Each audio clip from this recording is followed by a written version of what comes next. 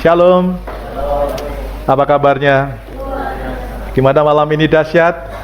Yang bilang dahsyat bilang yeay. Berikan tepuk tangan yang dahsyat bagi nama Tuhan. Haleluya, haleluya.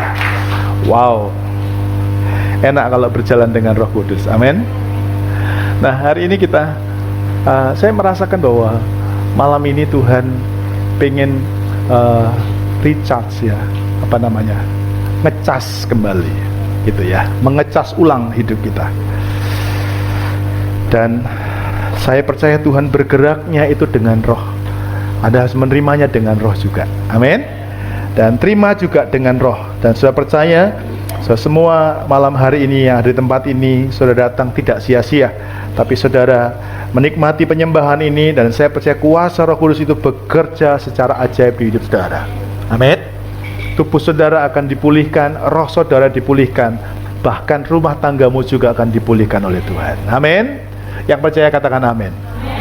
Saya percaya ketika engkau hari ini hadir, engkau terima lawatan Tuhan di tempat ini, engkau pulang, apa yang ada di rumah sudah dipulihkan oleh Tuhan. Amin. Aminnya lemes ya. Saya percaya ketika kita ada di sini, saudara, Allah itu roh. Bilang sama-sama, Allah itu roh. Roh itu tidak terbatas. Bilang sama-sama, roh itu tak terbatas. Jadi ketika kita berdoa di sini, yang di rumah juga terjadi sesuatu. Katakan amin. Saya ingat satu ketika saya diminta Pak Iin mendoakan adiknya yang kerasukan setan. Adiknya dikatakan hari itu umurnya tinggal menghitung hari, kecuali dia ngambil pantak yang ada di Singkawang. Katanya ya, hari itu hujan begitu lebat. Dan saya waktu ingat, saya panggil Pak Apeng. Pak Apeng, temani saya bawa mobil. Saya mau mendoakan adiknya Pak Iin di Batu Layang. Ya, sementara kami nunggu agak reda, kami sharing, dan saya berkata, ayo kita berdoa. Kita berdoa bersama-sama di ruang sebelah ini. Ketika saya berdoa, Roh Kudus taruh begini, bukankah Roh Kudus itu adalah roh yang tidak terbatas? Amin. Berdoa dari tempat itu. Saya berdoa dari tempat itu. Tuhan, dari tempat ini aku berdoa, semua ikatan yang mengikat adiknya Iin dilepaskan. Amin. Lalu kami pergi, berangkat menuju Batu Layang. Dan waktu kami tiba di Batu Layang, itu ada Pak Apeng saksi matanya. Kami sampai di sana, orangnya gimana Pak Apeng? Sudah baik kan? Saya nggak perlu doa lagi, saudara. Sampai di sana orangnya sudah sadar, sudah tidur pules, sudah enak. Berikan tepuk tangan yang luar biasa buat Tuhan. Hari ini saya tahu tiap-tiap kita punya pergumulan. Amin. Masing-masing punya pergumulan. Saya tidak tahu pergumulan tentang apa. Tapi engkau percaya ketika engkau duduk di sini tidak sia-sia. Ketika engkau duduk di sini tidak sia-sia. Tapi ketika engkau duduk di sini tergantung imanmu. Kalau engkau percaya di rumah saudara, engkau tinggalkan pergumulanmu, permasalahanmu di sana. Hari ini ketika engkau dengar firman Tuhan dan hadirat Tuhan hadir, dia juga melawat apa yang ada di rumah. Yang sepakat bilang amin. Berikan tepuk tangan yang paling luar biasa buat Tuhan Yesus. Nah, hari ini saya menyampaikan firman Tuhan ini. Pesan di hari terakhir, bukan pesan terakhir ya. Pesan terakhir kayak mau pamitan ya. Pesan di hari terakhir. Nah, saudaraku, kita buka sama-sama 1 Petrus pasal yang keempat. 1 Petrus 4 ayat 7. 1 Petrus pasal 4 ayat 7. Oke, semua siap Alkitabnya? Kita buka dan kita baca sama-sama dengan suara yang keras ya. 2, 3. Kesudahan segala sesuatu sudah dekat. Karena itu, kuasailah dirimu dan jadilah tenang supaya kamu dapat berdoa. Sekali lagi kita baca 2, 3. Kesudahan segala sesuatu sudah dekat.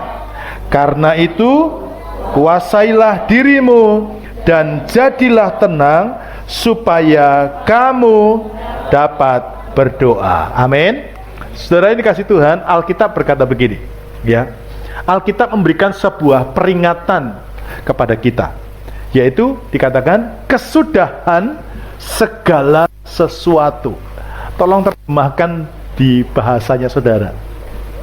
Ya, Tuhan memberikan peringatan berkaitan dengan kesudahan segala sesuatu. Apa artinya ini? Kesudahan berarti selesai, akhir, ending, ya, akhir dari segala sesuatu, ya. Nah, mulai dengan ini, Alkitab berkata kesudahan segala sesuatu sudah dekat. Artinya apa? Akhir dari segala sesuatu. Bilang sama-sama, akhir dari segala sesuatu sudah dekat. Oke? Akhir dari segala sesuatu sudah dekat. Arti sudah dekat tidak lama. Ya, bisa jadi hari-hari ini, mungkin juga besok. Oke? Nah, perintahnya, Alkitab memberikan perintah, jadilah tenang. Saya coba terjemahin atau bawa saudara untuk melihat dari pengertian atau penerjemahan yang asli daripada Alkitab kita. Ada dua perintah yang dikatakan oleh surat 1 Petrus pasal yang keempat ayat yang ke-7. Perintahnya yang pertama adalah jadilah tenang. Bilang sama-sama, jadilah tenang. Yang kedua, berjaga-jagalah. Supaya apa? Supaya kamu bisa berdoa. Jadi mari kita lihat sama-sama apa yang disebut dengan jadilah tenang. Tuhan berkata begini, hari-hari ini ada peringatan buat kita semuanya, akhir. Saya mungkin bisa terjemahin masa anugerah. Saya juga bisa katakan akhir zaman.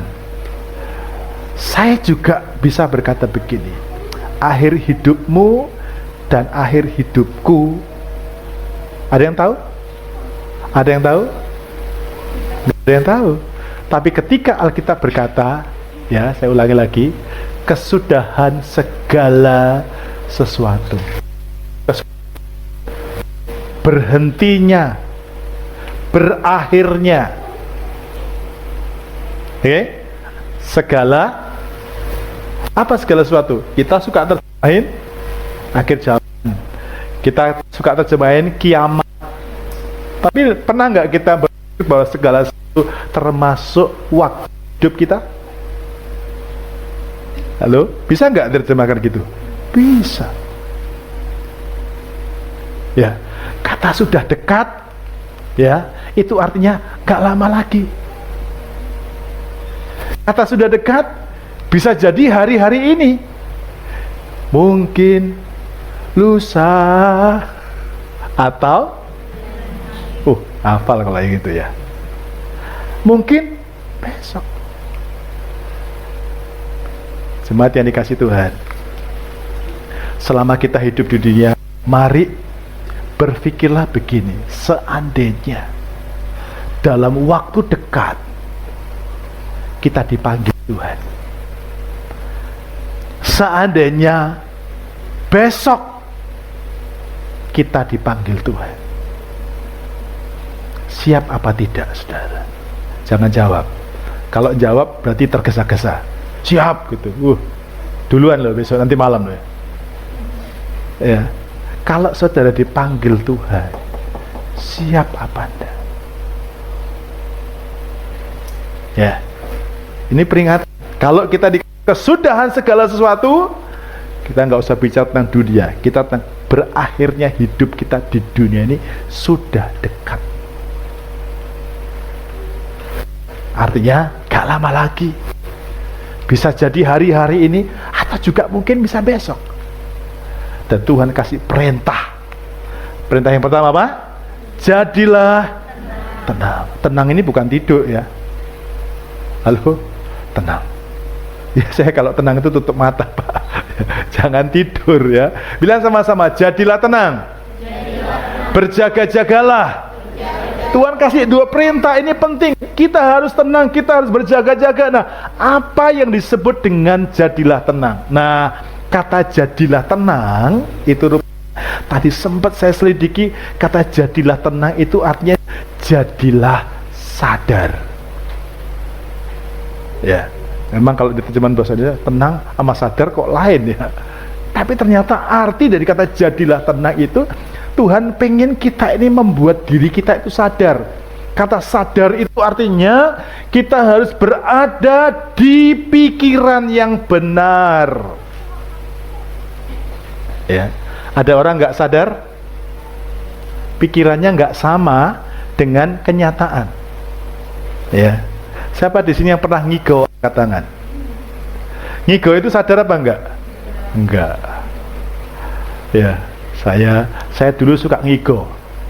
Tapi ternyata setelah saya punya anak saya juga suka ngigo. Ngomong apa gitu ya. Saya pun jadi kaget. Ya, saya kalau orang lagi ngigo itu jalan dia kayaknya jalan masuk ke WC. Rupanya pojokan lemari dia kencing itu. Ya, itu namanya tidak sadar. Nah, berapa banyak orang hidup di dunia ini tapi sesungguhnya dia nggak sadar. Dia tidak berada pada pemikiran yang benar. Nah, sebagai anak Tuhan, kita ini harus berpikir sebagaimana yang Tuhan pikirkan. Itu namanya baru sadar. Ya, kita nggak boleh berpikir dengan caranya kita berpikir. Amin. Tapi kita harus berpikir dengan caranya Tuhan berpikir. Kita harus berpikir seperti pikirannya Tuhan. Bilang sama-sama, saya harus berpikir seperti pikirannya Tuhan. Saya harus bertindak seperti kehendaknya Tuhan. Amin. Ini baru sadar. Nah, banyak orang di bumi diutus oleh Tuhan tapi nggak sadar, hidupnya menurut maunya sendiri. Nah, mari kita lihat lebih dahulu tentang apa sih pikirannya Tuhan menurut surat Petrus ini. Ya, pikirannya yang dipikirkan oleh Tuhan adalah pikirkan bahwa tujuan hidup kita yang dipikirkan oleh Tuhan atas hidup kita, tujuan hidup kita adalah menikmati hidup yang kekal. Jadi kita ada di dunia ini harus punya pikiran begini, tujuanku hidup adalah untuk menikmati hidup kekal. Bilang sama-sama, tujuan hidupku adalah untuk menikmati hidup kekal. 2, 3. Tujuan hidupku adalah, amin. Jadi selama kita hidup harus berpikir bahwa tujuan aku hidup di dunia ini adalah untuk mendapatkan hidup yang kekal. Nah, untuk mendapatkan hidup yang kekal, saudara harus melakukan hal-hal yang menuju pada hidup yang kekal. Waktu saya sekolah minggu diajarkan sama guru sekolah minggu nyanyi begini.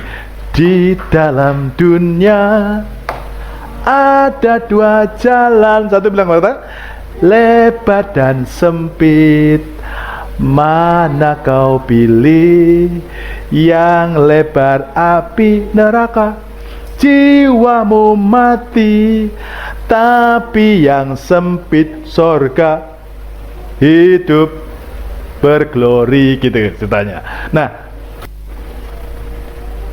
untuk sampai ke hidup yang kekal, kita harus membuat pilihan. Karena di dunia ini ada 2 jalan.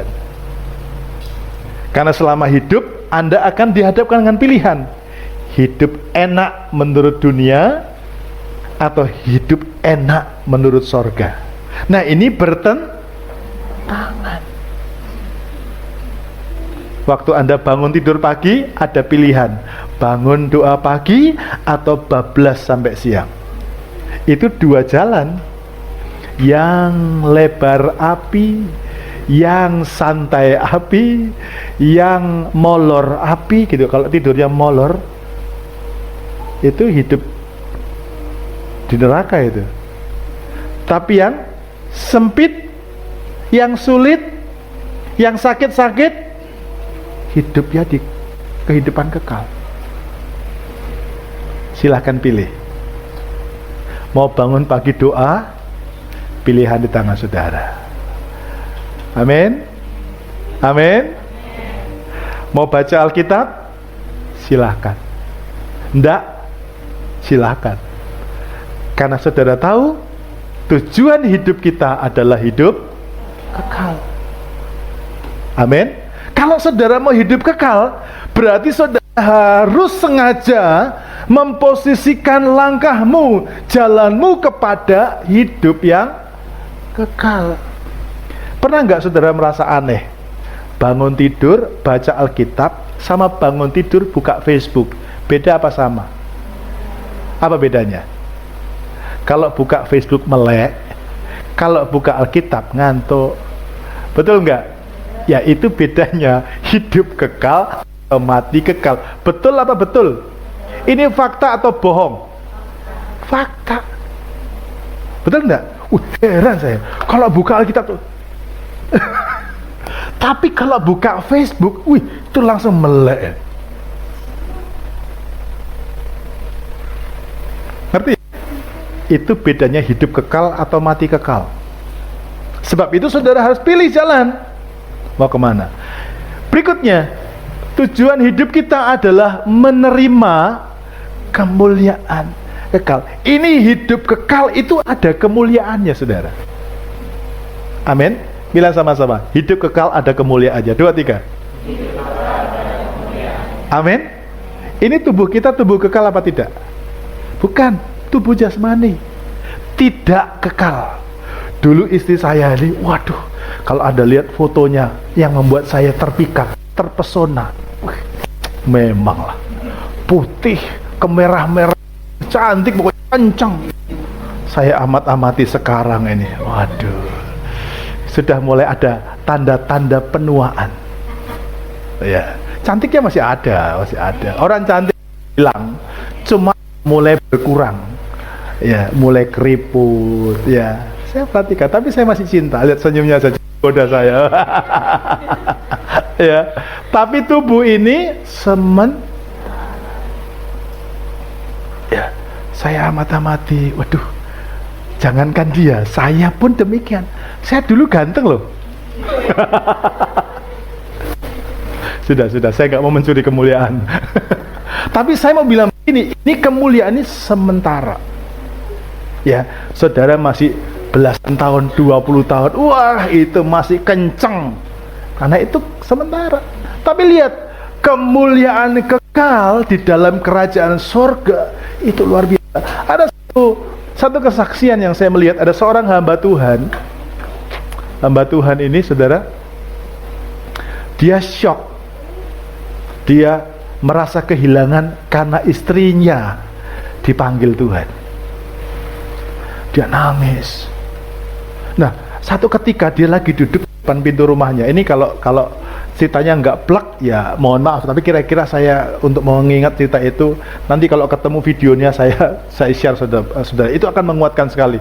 Saya lihat dia ketika dia lagi duduk, tiba-tiba dia melihat ada satu titik atau apa begitu, mendatangi dia.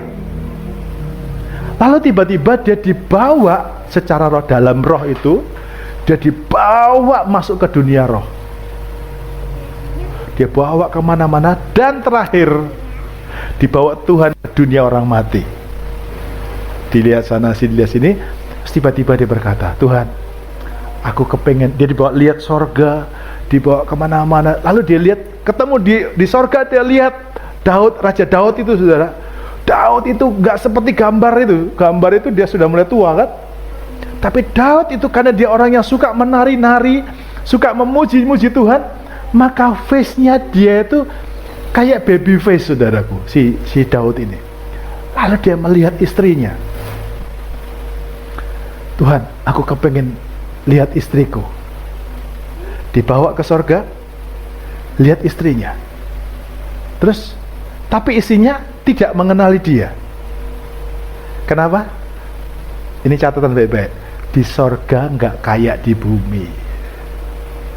Ya, di sorga dengan kemuliaan kekal, nggak kemuliaan di sini. Makanya firman Tuhan tidak pernah bilang orang kalau masuk sorga itu nanti yang pria dapat 7 bidadari. Nggak ada. Ya, kemuliaannya beda. Kita kalau di bumi, yang wanita lihat cowok ganteng, wih gantengnya. Yang pria lihat cewek cantik, wih cantiknya. Di surga bukan itu lagi yang dilihat. Kemuliaannya berbeda. Lalu ketika dilihat istrinya, kok di kepalanya ada seperti apa yang mengkilat-mengkilat, berlian ya? Tring, terus dia tanya, apa itu Tuhan?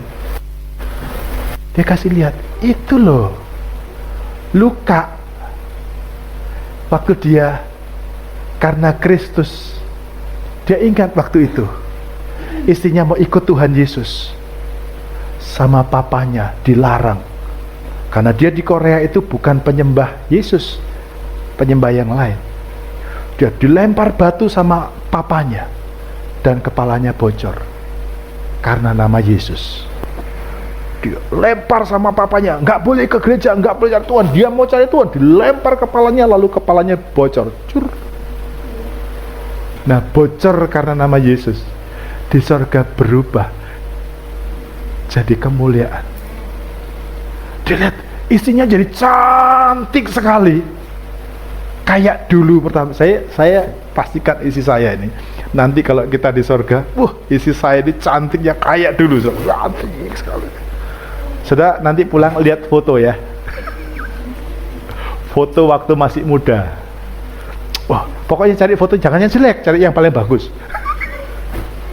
Kita nanti di surga dapat kemuliaan kekal. Amin. Nah, saudaraku, inilah tujuan hidup kita. Tujuan hidup kita adalah hidup yang kekal. Amin. Dan kita menerima kemuliaan kekal. 1 Petrus 1 ayat yang keempat.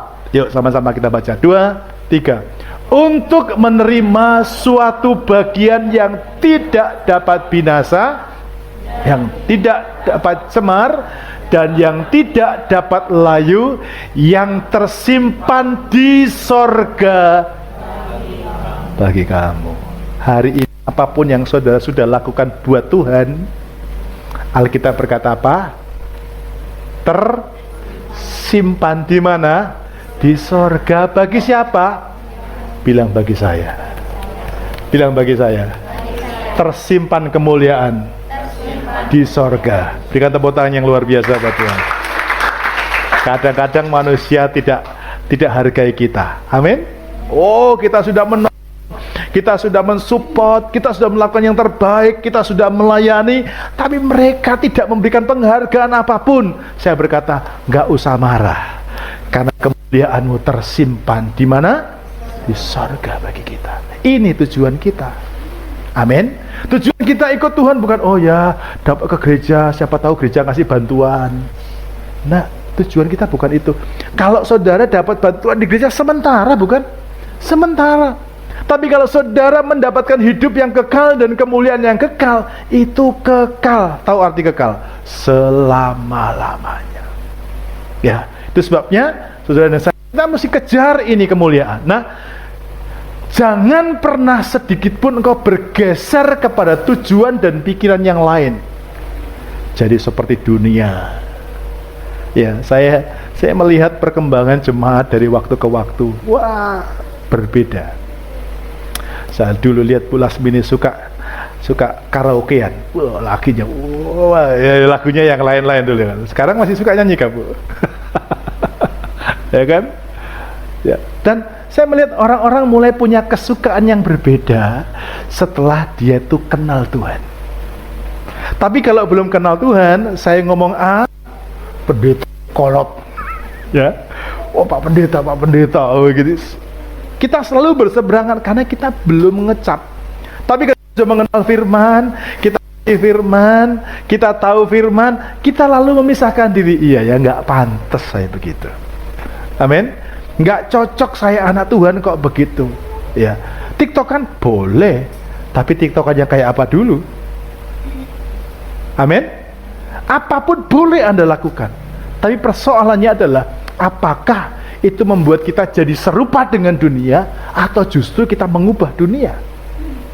Yang penting ingat satu hal, tujuan kita adalah hidup kekal dan menikmati kemuliaan kekal. Amin. Nah, Sekarang kita lihat yang kedua. Apa yang disebut dengan berjaga-jaga?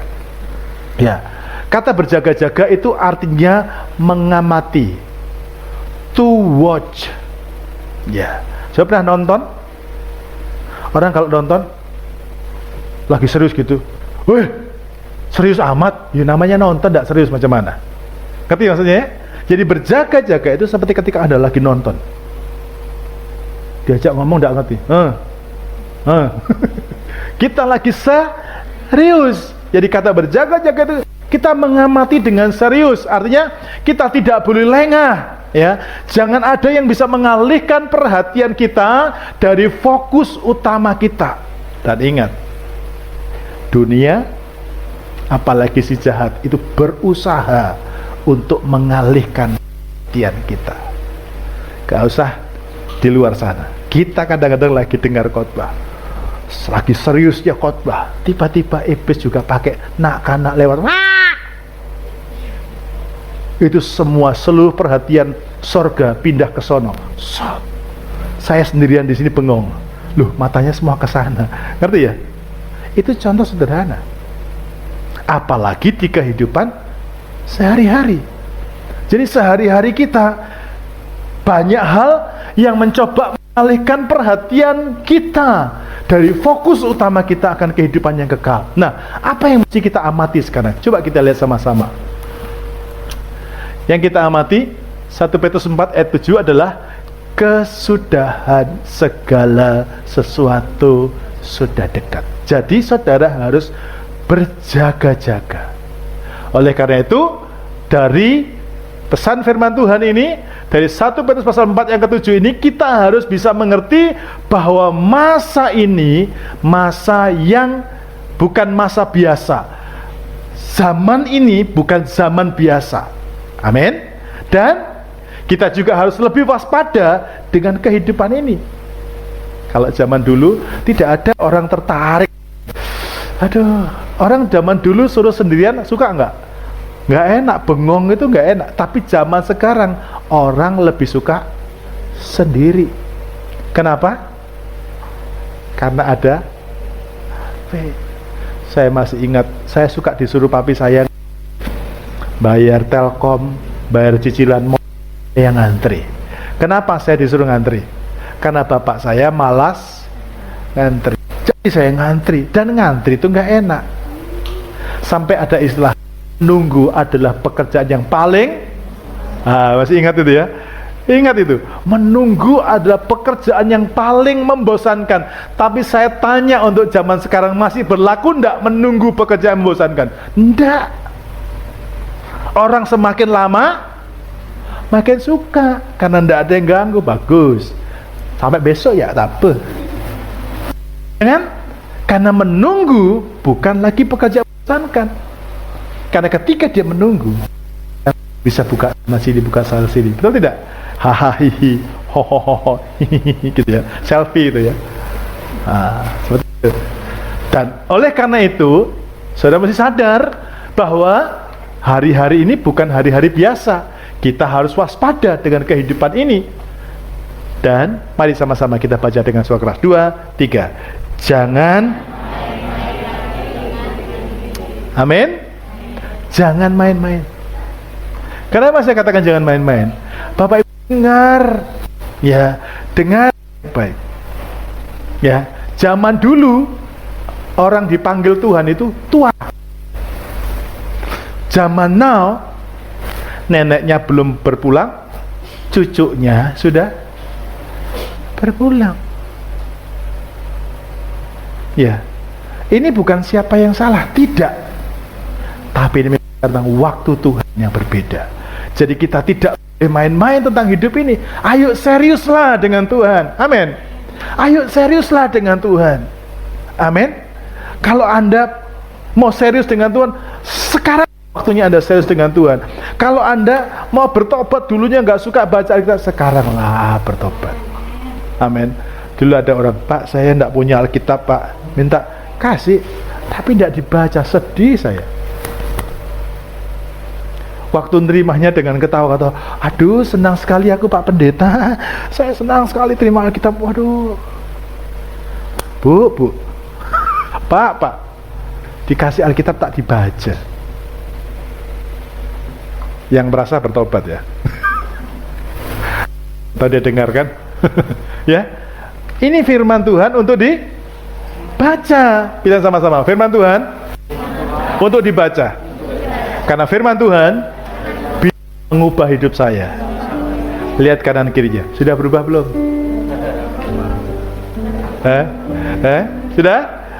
Bilang begini, ketahuan gitu ya. Saya beritahu sama saudara, kalau orang nggak suka baca Alkitab itu, bilang sama-sama, ketahuan. Amin. Kok nggak berani ngomong ketahuan sih? Ya serius sih berkata. Ya, Anda yang ngikuti kita untuk baca firman Tuhan, rasa nggak bedanya? Beda men, apalagi dompetnya terasa. Amin. Kalau nggak suka baca Alkitab, ketahuan dompetnya tipis terus. Ya, tapi kalau dia suka baca firman Tuhan, dunia boleh pandemi, dunia boleh resesi, tapi orang yang suka dekat sama firman, dia pasti menikmati berkat itu mengalir. Amin. Jangan nyalakan orang, bapaknya itu loh sulit kerjaan. Lah kamu tidak suka baca Alkitab. Bapaknya nggak suka baca Alkitab. Lah bapaknya Islam. Bapaknya agama tak jelas. Betul toh? Kita paksa dia yang tidak kenal firman, ya Anda yang kenal firman Tuhan duluan. Yang sepakat bilang amin. Nggak tahu siapa yang kena ini, bertobat semua lah pokoknya. Ya, oke. Nah, mengapa kita harus tenang dan berjaga-jaga? 1 Petrus 4 ayat 7, kesudahan segala sesuatu sudah dekat. Karena itu kuasailah dirimu, jadilah tenang, sama-sama, supaya kamu.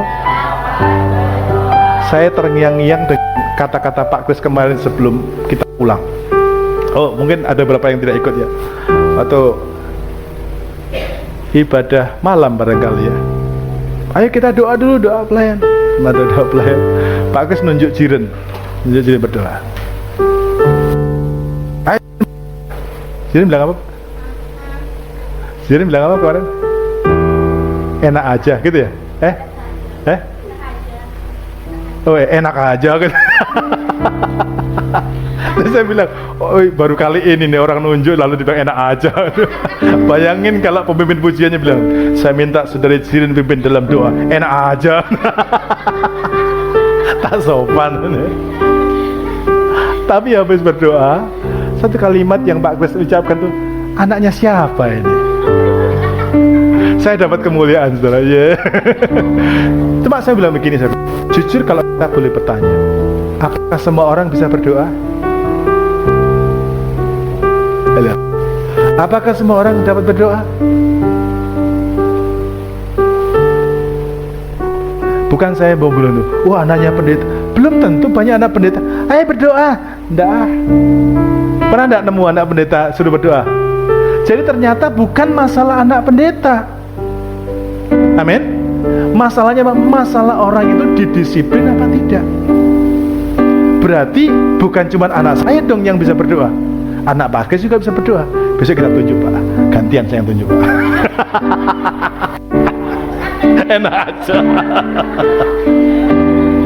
Ya, loh betul toh. Nah sekarang bapak-bapak dan ibu-ibu yang punya anak, ayo kita paksa anak kita didik anak kita supaya dia lari.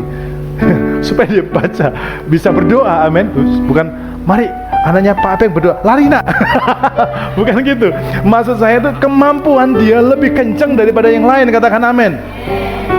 Ya, saya masih ingat waktu anak saya kecil, ayo Jiren berdoa. Doa mau tidur, Tuhan terima kasih untuk makanan dan minuman ini. Ya kami yang mau tidur ya ketawa, tapi ketawa dalam hati.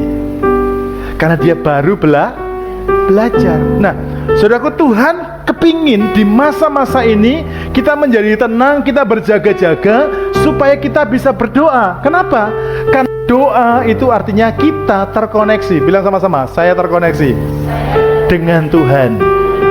Pada awal-awal kita mau ibadah, saya melihat streaming kita tuh kayak terhambat gitu ya.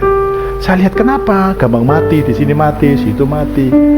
Rupanya jaringan internetnya itu nggak stabil, sehingga HP di situ dengan komputer tidak bisa terkoneksi. Ya, saya tahu kalau Anda telepon dengan WA, halo, lalu tiba-tiba suaranya ada hilang. Itu kenapa? Karena tidak terkoneksi dengan benar. Nah, sama dengan hidup kita. Kalau saudara tidak punya hubungan dengan Tuhan, Anda nggak suka berdoa dengan Tuhan, maka koneksimu dengan Tuhan itu tidak nyambung dengan baik. Anda bisa bayangin, kalau kita tidak terkoneksi dengan Tuhan, tidak terhubung dengan Tuhan, Anda bisa bayangin berkatmu nggak? Berkatnya putus nyambung. Enak nggak? Nyiram mobil atau nyiram motor atau nyiram bunga, lalu pas siram itu muncul tidak. Ada airnya, nggak ada airnya, itulah putus nyambung. Lama-lama sudahlah, nggak usah siram-siram. Iya kan? Jengkel sama PDAM, jengkel sama siapa? Loh, Anda bisa bayangin nggak? Kalau kita ini nggak berdoa, maka kita nggak ada koneksi dengan Tuhan, dengan Tuhan, sehingga jangan pernah bermimpi minta ini digenapi, minta itu ada, berdoa untuk ini terjadi. Jangan pernah mimpi, doamu gak akan pernah terjadi. Tapi lain dengan orang yang terkoneksi dengan Tuhan. Halo, Anda ndak minta mengalir di rumah saudara, katakan amin. Itu kalau kita terkoneksi. Bagaimana cara terkoneksi? Doa. Yang kedua, doa itu hubungan pribadi. Tahu hubungan pribadi? Personal, privat. Ya, satu kali saya pernah mau ngurus apa, tiba-tiba orang udah ngantri banyak. Pak Gersan, yang lain 200-an saudara, saya baru masuk. Wih, nomor berapa ini Pak? Terus dia bilang, kok Bapak cepat? Saya bingung jawabnya. Saya cuma bilang, hubungan pribadi. Amin. Senang gak kira-kira? Itu aja senang saudaraku, padahal itu sementara. Apalagi ini bicara tentang banyak hal. Doa itu mempengaruhi kehidupan kita di banyak hal. Doa itu mempengaruhi kita di banyak situasi. Doa itu mempengaruhi kehidupan kita di banyak faktor dalam kehidupan ini. Ya, hubungan pribadi kita dengan Tuhan itu akan mempengaruhi apapun yang terjadi dalam kehidupan kita. Amin. Mulai jadi hikmat, kecerdasan, ya, dan lain sebagainya. Doa. Yang terakhir, doa adalah hubungan. Saya selalu bilang, pria dan wanita, suami dan istri tidak akan pernah melahirkan apapun tanpa hubungan intim.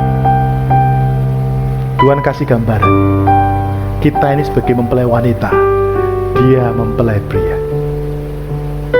Gambaran, kita punya rahim roh. Amin. Wah, di sini siap banyak. Tapi ini hanya punya angan-angan. Aku pengen punya ini, aku pengen punya ini, aku pengen punya itu. Tapi kita tidak pernah berhubungan intim dengan Tuhan. Bisa terjadi sesuatu? Bisa melahirkan sesuatu? Gak bisa. Amin. Nah, pelayanan ini dimulai juga dengan apa yang ada di sini. Tuhan taruh di rahim roh saya. Tuhan sebutin, Tuhan tunjukkan, Tuhan ajarkan, Tuhan mulai buat saya berimajinasi, Tuhan mulai buat saya berkata-kata. Dan rasanya kata-kata itu mustahil, karena memang itu yang ada di rahim. Di rahim para wanita itu pasti punya potensi apapun. Melahirkan laki perempuan bisa, melahirkan presiden bisa, betul tidak? Melahirkan pemimpin terkenal bisa, atlet bisa, pemain musik bisa. Amin. Saya sementara duduk di situ main musik, saya baru sadar, loh, saya ini main dengan anak saya tadi. Ya, saya baru sadar. Dulu saya berdoa sama Tuhan, Tuhan, buat anak-anak Tuhan percayakan, dia bisa melayani Nikodemus. Sekarang mereka bisa ada sama saya. Itu dulu cuma di rahim roh. Tapi ketika kita berdoa, berhubungan ini, Tuhan buat setiap potensi di rahim ini menjadi kenyataan. Katakan amin. Sekarang Bapak Ibu Saudara, saya tahu di rahim roh saudara ada banyak hal yang Tuhan siap akan lahirkan. Amin. Sudah mungkin lagi bermimpi, oh Tuhan, aku pengen bangun rumah yang gede Tuhan, supaya di sana nanti ada banyak jiwa-jiwa yang saya tampung. Katakan yes, pasti terjadi. Kalau hubungan intim. Tuhan, saya pengen punya mobil yang besar supaya aku bisa ngangkut jemaat yang banyak. Katakan yes, pasti terjadi. Kalau ada hubungan intim. Apalagi yang ada doa, Tuhan, aku pengen punya perusahaan yang besar Tuhan, supaya ketika perusahaanku berhasil, aku bisa rekrut banyak orang, dan orang-orang itu bisa aku didik untuk kenal Tuhan. Bagus apa tidak? Dahsyat apa tidak? Bila sama-sama katakan yes, pasti terjadi kalau dasarnya hubungan intim. Amin. Jadi doa itu bisa melahirkan banyak hal. Apa yang dihasilkan oleh doa? Imamat 10 ayat yang ketiga. Sama-sama kita baca. 2, 3. Berkatalah Musa kepada Harun, inilah yang difirmankan Tuhan. Perhatikan. Kepada orang yang karib kepadaku, ku nyatakan kekudusanku, dan di muka seluruh bangsa itu akan ku perlihatkan kemuliaanku. Dan Harun berdiam diri. Anda perhatikan di sini. Kalau kita karib, hubungan intim dengan Tuhan, dia sendiri akan menyatakan kekudusannya. Amin. Kekudusan itu artinya begini, apa yang tidak mungkin bisa dilakukan orang lain akan dilakukan Tuhan bagi kita. Amin. Saya mempercayai itu. Sebab itu hari-hari ini, bulan November ini, bulan wah, nanti di minggu ketiga saya berharap kita bisa ikut doa bersama-sama. Doa puasa akan saya pindah bulan ini, minggu ketiga itu di hari Sabtu. Ya, kita doa bersama-sama. Saya pengen saya sebenarnya kalau memindah hari Sabtu itu bagi saya agak sulit sebenarnya, karena saya biasanya Sabtu tapi saya akan ubah Jumat dipindah Sabtu. Jadi saya pengen kita nanti bisa kumpul bareng di gereja, kita doa bersama di hari Sabtu, kemudian kita doa bersama untuk mukjizat bersama-sama. Amin. Karena saya punya keyakinan besar, Roh Tuhan sudah ditaruh di hati saya. Dia berkata, bulan ini engkau akan lihat kemuliaan yang lebih besar yang sudah pernah Tuhan lakukan di jemaat ini akan dilakukan kepada semua jemaat. Amin. Bulan kemarin Tuhan berapa orang mulai punya mobil. Nah, nanti bulan ini lebih banyak yang punya mobil. Katakan amin. Yang nggak punya rumah akan punya rumah. Katakan amin. Yang kita akan melihat ada orang-orang di tempat ini, di gereja ini, di jemaat ini, yang kayaknya masa iya sih Pak Buisung punya usaha sendiri, masa bisa sih itu punya karyawan sendiri. Doa dan puasa akan mengubah segalanya. Saya ajak saudara, Sabtu minggu ketiga kita bisa doa puasa bersama-sama di gereja. Amin. Tinggalkan semuanya, kita fokus pada doa. Saya juga bilang sama semua yang di pastori, yang di bimbel, supaya bisa ikut doa puasa, multimedia bisa ikut puasa bareng-bareng. Kebetulan Sabtu libur semua ya. Yang gak libur mungkin bengkel, tapi enggak apa-apa, minta izin 1 kali supaya kita lihat mujizat. Amin. Kenapa? Bagi orang yang karib, sudah pegang ini baik-baik. Bagi orang yang karib kepada orang yang karib kepadaku, ku nyatakan kekudusanku. Minta sama Tuhan pengertian ini bagi kita masing-masing. Apa kekudusan Tuhan? Yang kedua, di muka seluruh bangsa itu ku perlihatkan kemuliaan. Jadi kalau kita ada kekudusannya Tuhan, cahaya kemuliaannya itu dilihat sama semua orang. Amin. Amin. Minggu yang lalu saya cerita sama beberapa saudara, kita ini mungkin nggak banyak orang tahu di mana sih Alpha Center, gerejanya kayak apa, nggak ada yang tahu. Tapi Bapak Ibu Saudara, orang telepon saya dan cerita, loh kok kamu tahu? Ya Pak, sosial media. Ini barang kecil ini, kecil-kecil lubang kecil ini. Kamera-kamera ini bisa menunjukkan orang, bisa memperlihatkan tentang tempat kita yang kecil ini kemana-mana. Amin. Apalagi kalau kita disertai dengan kekudusan Tuhan dan Tuhan memperlihatkan kemuliaannya. Amin. Kalau kemuliaannya menyertai saudara karena engkau karim, engkau suka berdoa, usahamu mungkin menurut manusia kecil, Tuhan kalau menyatakan kemuliaannya bisa booming, saudara. Amin. Bisa booming usaha saudara. Amin. Tuhan bisa bukain jalan. Tapi yang paling penting kunci adalah, yuk kita sama-sama bangun kehidupan doa. Mau berdoa? Mau baca Alkitab? Harus katakan amin. Mari kita bangkit bersama-sama dan berikan tepuk tangan yang paling meriah buat Tuhan. Aku percaya, percaya ada mujizat. Aku percaya, aku percaya Tuhanku dahsyat, perbuatan ajaib telah dikerjakannya. Aku percaya ada mujizat. Aku percaya ada mujizat. Haleluya.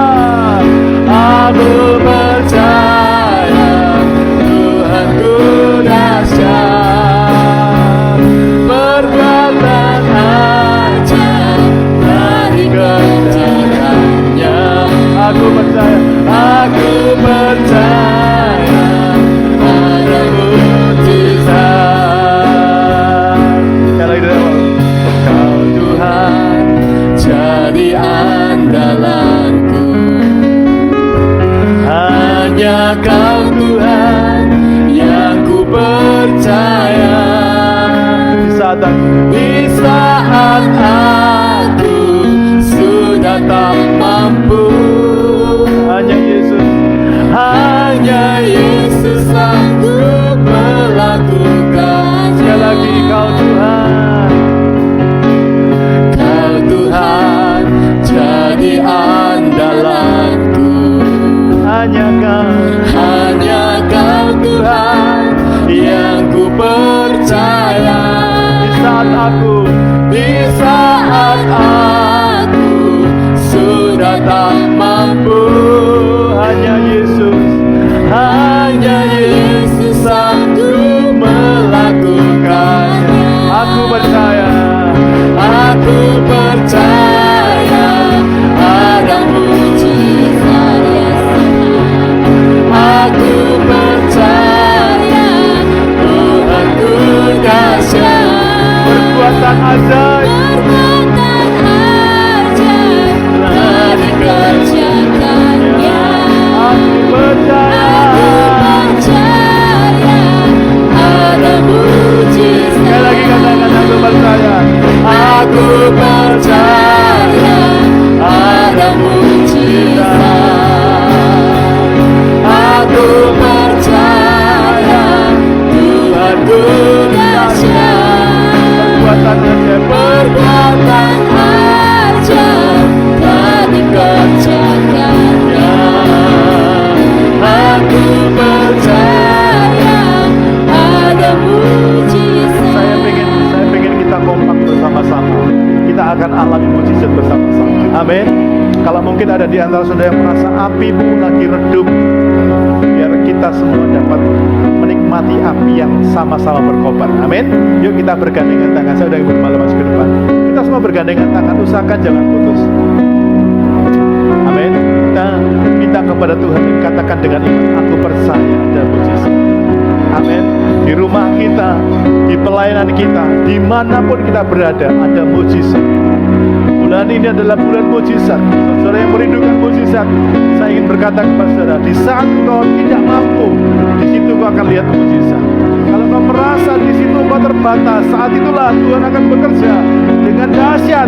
Makanya rendah hatilah, rendahkan hatimu. Aku percaya ada mujizat. Aku percaya